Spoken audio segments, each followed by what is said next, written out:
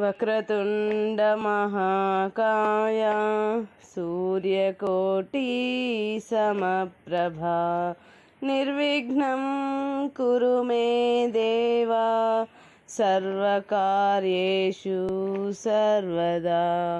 గురుబ్రహ్మా గురుర్విష్ణుః గురుర్దేవో మహేశ్వరః గురుః సాక్షాత్ పరబ్రహ్మ తస్మై శ్రీ గురవే నమః.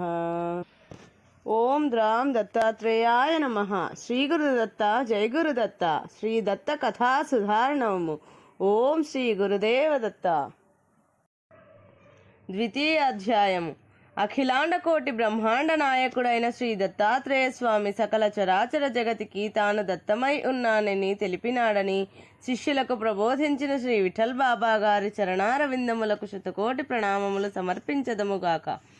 సూత మహర్షి శ్రోతలైన శౌనకాది మునులకు వేదధర్ముడు దీపకునికి బోధించిన కథామృతమునిట్లు చెప్పబూనెను.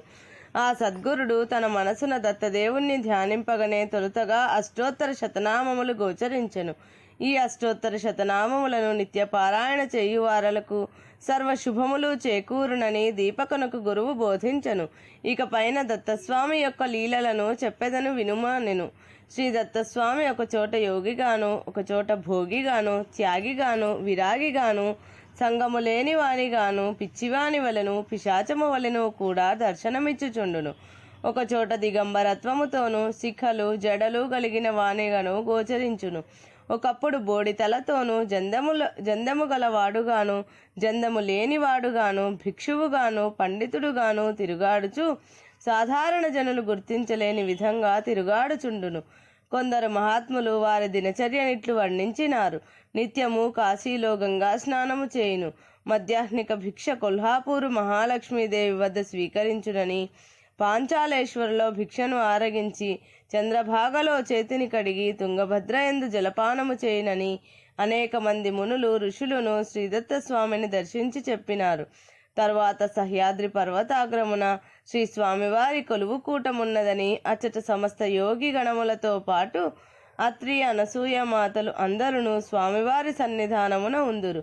అచ్చటి నుండి ఏ జగత్తులోని అస్తవ్యస్తములను తెలుసుకొనుచు తగిన రీతిలో వాటిని సమన్వయపరచు విధానమును యోగులకు ఆజ్ఞాపిస్తూ ఉంటాడు.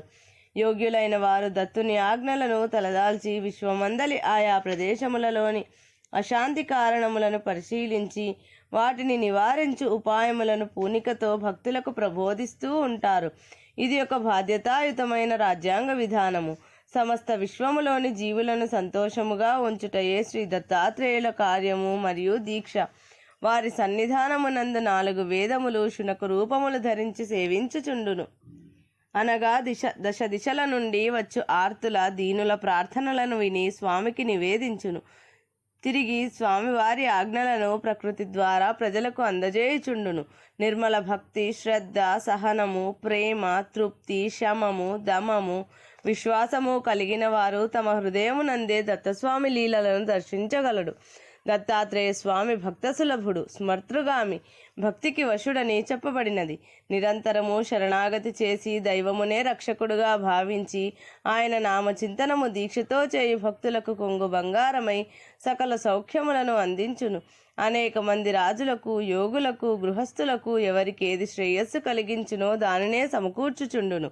దీపక, దత్తుని కరుణతో మాత్రమే ఈ లీలలను మనము తెలుసుకొనగలము అని చెప్పగా దీపకుడిట్లు ప్రశ్నించెను. గురుదేవ, అత్రి మహర్షి అనసూయ మాతలకు పుత్రుడై ఎట్లు జన్మించెనో ఆ వృత్తాంతమును వివరించగోరుచున్నానెను. వేదధర్ముడిట్లు చెప్పసాగెను.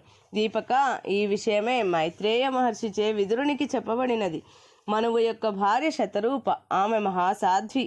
వారికి ప్రియవ్రతుడు ఉత్తానపాదుడని 2 పుత్రులు కలిగిరి.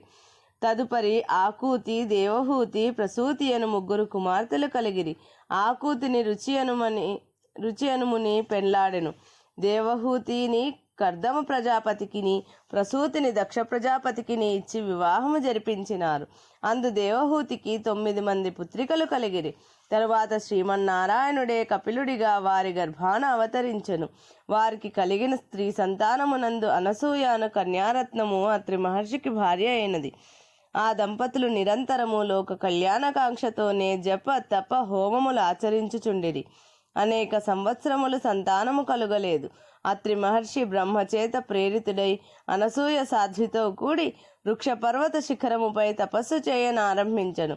సృష్టికి ఆధారమైనది, అదృశ్యంగా స్థితి లయములను నడిపించే దివ్యశక్తి ఏదో ముగ్గురు మూర్తులకు శక్తినిస్తున్నది. ఆ దివ్యశక్తినే దర్శించవలనని అత్రి మహాముని సంకల్పించుకొని ఘోర తపము చేయుచుండెను. అట్లు తపమునరించు అత్రి మహర్షి నుండి తపోజ్వాల బయల్వెడలి ముల్లోకములను కలవరపెట్టసాగెను. ఆ పరిస్థితిని గమనించి లోకాలన్నీ తల్లడిల్లుచుండగా త్రిమూర్తులు అత్రి మహర్షి ఎదుట ప్రత్యక్షమైనారు. వారి పిలుపుతో అత్రి తపస్సు చాలించి కన్నులు తెరిచి చూచాడు. బ్రహ్మ విష్ణు మహేశ్వరులే ఎదుటనున్నారు. వారు, మహర్షి, ఇంతటి ఉగ్రతపం ఏ కారణంతో చేసినావు? నీకేమి కావలనో కోరుకొనుము, వరమీయ వచ్చినామని పలికిరి.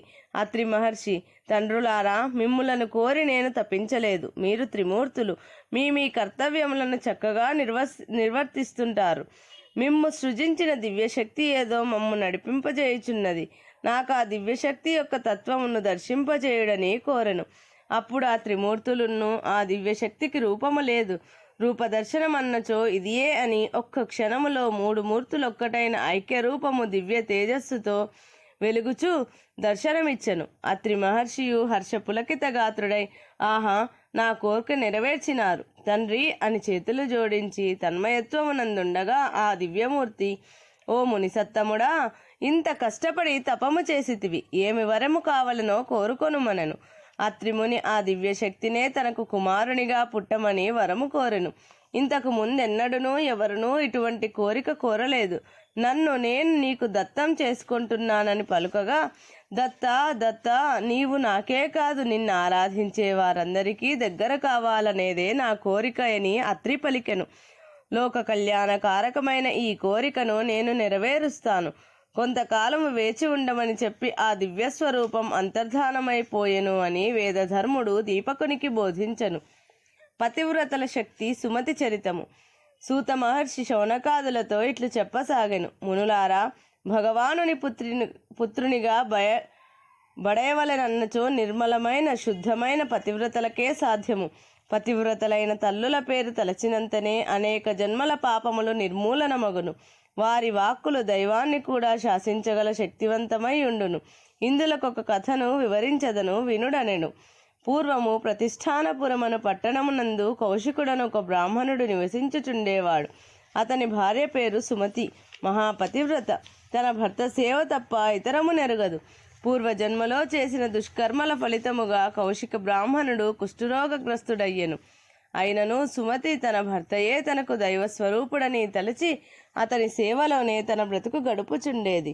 అతనికి సమయోచితమైన సేవలు చేయుటలో ఏమాత్రము ఆలసించేది కాదు. రుచికరములైన పదార్థములు భర్తకు నచ్చిన విధముగా చేసి తినిపించేది. అతను తినగా మిగిలిన పదార్థములనే దైవ ప్రసాదముగా భావించి తినేది.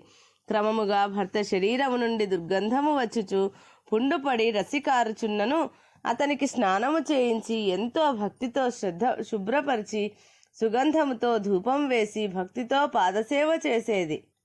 ఎన్నో జన్మల పుణ్యం వలన అటువంటి భార్య లభించినది. దుష్కర్మ వలన రోగమును సంప్రాప్తించినదని లోకులు సుమతి యొక్క సుగుణశీలమును కొనియాడుచుండేవారు.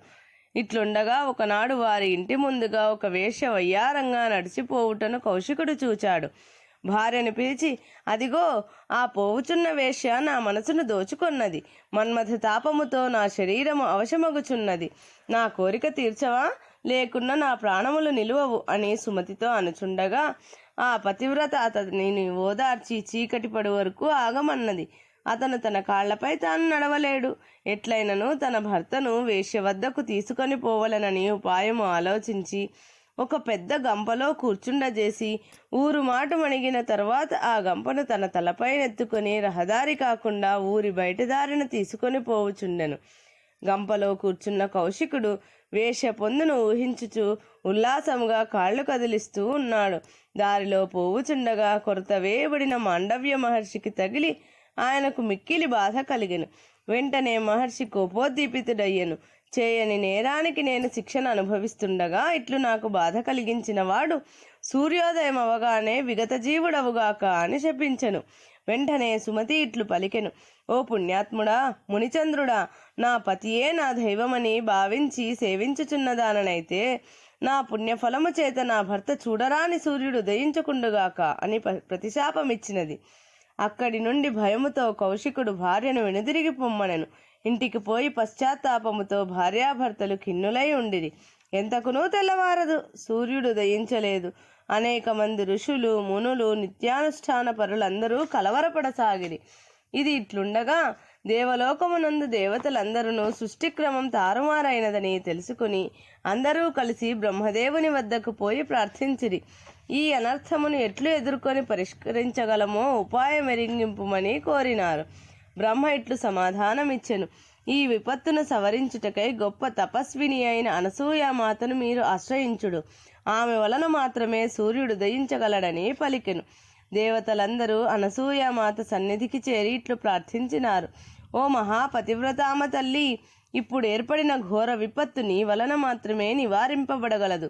అన్యథా శరణం నాస్తి, త్వమేవ శరణం. తమరి శరణు పొందమని బ్రహ్మదేవుని ఆజ్ఞచే ఇట్లు వచ్చినామని దేవతలు తెలిపిరి. అనసూయామాత కూడా ఇది లోకాలన్నింటికీ కలిగిన విపత్తు, సృష్టిక్రమమునకు విఘాతం ఏర్పడినదని నేను కూడా యోచించుచున్నాను.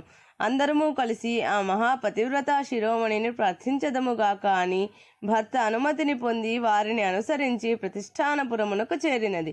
సుమతి నివసించు కుటీరము వాకిట నుండి అనసూయామాత పిలువగా సుమతి ఆమెను లోనికి ఆహ్వానించి అర్ఘ్యపాద్యములిచ్చి, మహాసాధ్వి, కడు బీదరాలినైన నన్ను ఆదరింపవచ్చినావా? ఎంత కష్టము కలిగించి తినమ్మా నీకు అని ప్రార్థనాపూర్వకంగా చేతులు జోడించి నిలిచినది. అనసూయామాత: ఓ కళ్యాణి, నీ భర్తను ప్రత్యక్ష దైవముగా భావించి సేవించుచున్నావా? భర్త సేవాభాగ్యమే సకల సౌభాగ్యములకు మూలము. మానవుడు ఎంత శ్రమపడి అయినను సరే దేవ, అతిథి, పితృ, భూత, నరులు అను 5 యజ్ఞములను ఆచరించి 5 రుణములను తీర్చవలెను. అట్టివాడే పుణ్యాత్ముడు. సకల సద్గుణములు కలిగిన భార్యను పొందినవాడు కూడా పుణ్యాత్ముడే. నీవు నీ భర్తయు ధన్యజీవులే. చిన్నదానివి కావున నిన్ను పొగడరాదు, కానీ నీ పాతివ్రత్య మహిమను ఈ దేవతలందరూ కొనియాడుచున్నారని పలికెను. సుమతి: పురుషుడు శాస్త్రోక్త విధులను ఆచరించుచు ఏ స్వర్గమును పొందునో అతనినే దైవంగా భావించు పతివ్రత అయిన భార్యయు అతనితో స్వర్గ సౌఖ్యములను పొందగలదు. అట్లే నీ భర్తను సేవించి సర్వసుఖములు పొందుమని ఆశీర్వదించినది. అప్పుడు సుమతి తల్లి, నీవు చెప్పిన విధంగానే నా బ్రతుకుబాటలో నడుస్తున్నాను. ఈ సమయమందు నీవు నాకు దర్శనమిచ్చినందుకు నా జన్మ ధన్యమైనదన్నది. అనసూయమాత: అమ్మా సుమతి, ఇప్పుడు నీ శరణు కోరి దేవేంద్రునితో సహా దేవతలందరూ వచ్చి నీ వాకట నిలిచినారు. లోకాలన్నీ అస్తవ్యస్తమైపోయి అందరూ గాఢాంధకారమున కొట్టుమిట్టాడుచున్నారమ్మా. ఇప్పుడు అందరి ప్రాణాలు నీ చేతిలోనే ఉన్నవి. సూర్యుడే ఉదయించకపోతే లోకాలు ఏమైపోతాయో ఆలోచించమ్మా అని పలికెను. సుమతి: అమ్మా, ఇతరుల ప్రాణాల సంగతి నాకెందుకమ్మా? నా పతి ప్రాణాలు కాపాడుకొనుట నా ధర్మమని భావిస్తున్నానన్నది. అనసూయామాత: నిజమే, నీ భర్త ప్రాణములు నీకు ముఖ్యమే అయినను లోక కళ్యాణమును ముఖ్యమే కదా. తల్లి, నీవు సూర్యుణ్ణి ఆహ్వానింపుము, ఆ ముని శాపము నెరవేరనిమ్ము. నీ భర్తను తిరిగి నా తపోశక్తిచే బ్రతికించదనని చెప్పగా సుమతి గుండె చిక్కబట్టుకొని, దేవదేవా, సూర్యనారాయణ, నా అపరాధము మన్నించి లోకాలను తరింపజేయుము తండ్రి. అజ్ఞానము చే నిన్ను ఆపివేచిన కారణంగా ఎందరికో అపకారము జరిగినదని చేతులు జోడించి ప్రార్థించినది. కోటి కిరణములతో సూర్యుడు ఉదయించుట తోడనే లోకాలు సంతసిల్లినవి. కౌశిక బ్రాహ్మణుని ప్రాణములు గాలిలో కలిసిపోయినవి. ఆ స్థితిని ముందుగానే ఊహించిన సుమతి స్పృహ కోల్పోయినది. అనసూయమాత ఈ పరిస్థితి ముందే గ్రహించినది కావున ఒక్క క్షణము అత్రి మహర్షిని ధ్యానించి, నేను ఏ ఒక్కనాడైనా రూపము, శీలము, గుణము, కళలు, బుద్ధి, ఆభరణములు, ప్రియ కథా కలాపములనందును ఇతరులను గొప్పగా తలంచని మాట నిజమైనచో పతియే ప్రత్యక్ష దైవమని సేవించుదాననైతే ఈ కౌశికుడు పునర్జీవితుడై రోగరహితుడై జ్ఞానవంతుడై వర్ధిల్లునుగాక అని శపథము చేయుట తోడనే కౌశికుడు నిద్ర నుండి లేచినట్లు లేచెను.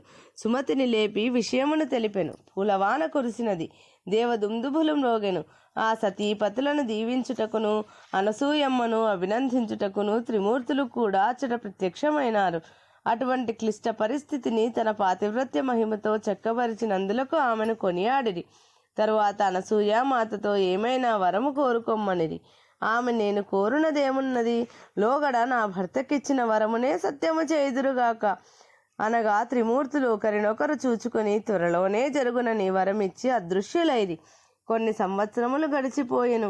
పరమ పావని అయిన గంగామాత తనలో మునిగిన వారి పాపములన్నీ ప్రక్షాళనము చేసి తాను మలినమైనది, తాను పరిశుద్ధి పొందవలనని సమస్త లోకములను తిరిగి లక్ష్మి, వాణి, పార్వతుల వలన కూడా సాధ్యపడకపోగా అనసూయమాత యొక్క మహిమను నారదుని వలన విని ఆమెను దర్శించగానే గంగామాత పునీతురాలై దివ్య తేజస్సు పొందినది. అనసూయకు ప్రత్యుపకారంగా ఏమైనా కోరుకోమనగా ఆమె గంగామాతను తమ ఆశ్రమ ప్రాంగణంలో ప్రవహించుచుండుమని కోరినది. ఆ ప్రకారంగా అత్రి అనసూయలు నిరంతరం లోకోపకారమే ధ్యేయంగా జీవించుచుండేవారు. వారి ఆశ్రమంలో గంగ మందాకిని అని పేరుతో ప్రవహిస్తుంది. ఇది శ్రీ దత్తకథా సుధారణవము దత్త భాగవతం 5వ రోజు పారాయణము సంపూర్ణం.